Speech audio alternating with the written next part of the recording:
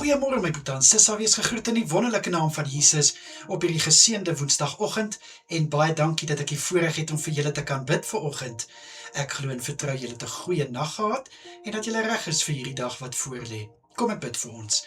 Vader, ek kom na U toe in die lieflike naam van Jesus vanoggend. Baie dankie dat U vir ons gedra het hierdie nag. Dankie dat U ons beskerm het en dankie Here dat ons gespaar is om hierdie nuwe dag te betree. Vader, ek lê elke boetie en sissa voor U neer vanoggend. Ek bring hulle na U voete toe en ek bid om hulle aan te raak, Here. Raak hulle aan, dat hulle gevul sal wees met goeie moed vir hierdie dag wat voorlê. Vir hulle wat by die werk is, Here, bid ek dat hulle wysheid en insig sal ontvang, om so, liewe Here, hulle werk te kan doen tot die beste van hulle vermoë.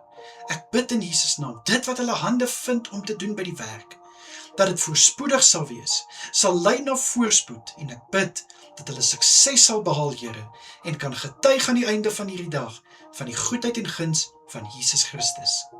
Ek bid vir my boetie en sissa by die huis, Here. Ek vra dat dit wat hulle hande vind om te doen, wat hulle hande aanraak, mag het geseënd wees, Here. Vader, mag dit 'n verskil kan maak in mense se lewens, en mag dit vreugde en vrede in hulle harte kweek, en ek bid, Here, dat hulle die vrugte sal pluk van dit wat hulle doen vandag.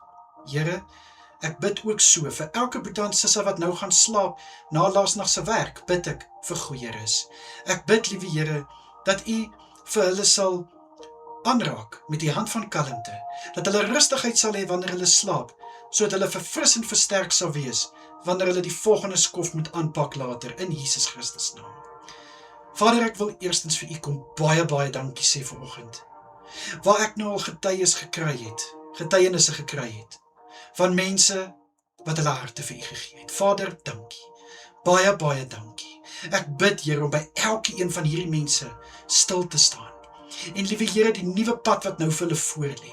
Liewe Here, hulle as newborn Christians, bid ek, Here, om elke tree saam met hulle te stap, want ek weet die vyand gaan nou aktief wees. Maar ek wil sy werke kom bind in die naam van Jesus.